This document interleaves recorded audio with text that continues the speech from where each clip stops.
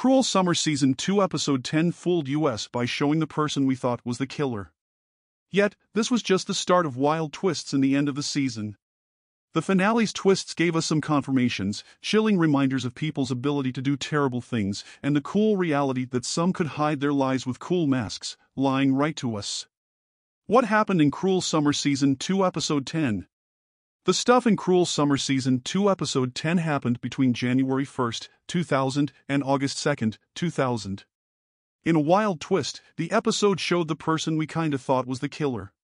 This was just the beginning of the wild twists at the end. Some were things we guessed, while others showed lies and how bad people can be. Early in winter 2000, Luke called Brent to the dock after getting free. Brent showing up seemed to make Luke feel better, but then it jumped to Brent at home, all wet and cold. Steve found wet footprints and went to the dock, yelling for his youngest kid but got no answer. Though they didn't say it, it seems like Brent killed Luke.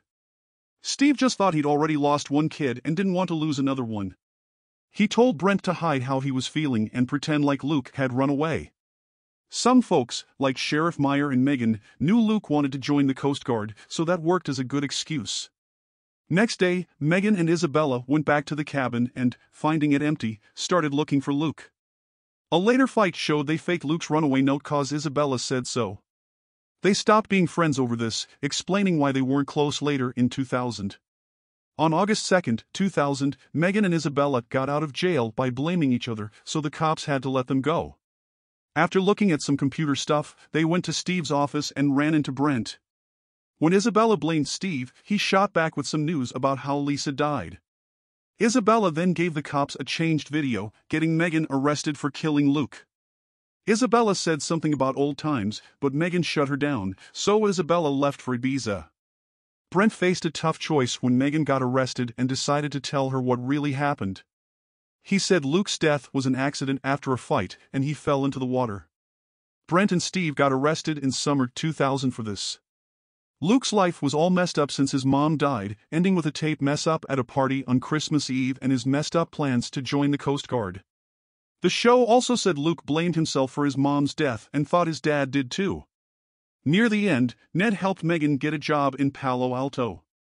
At the dock, she found a video showing Isabella killing Luke.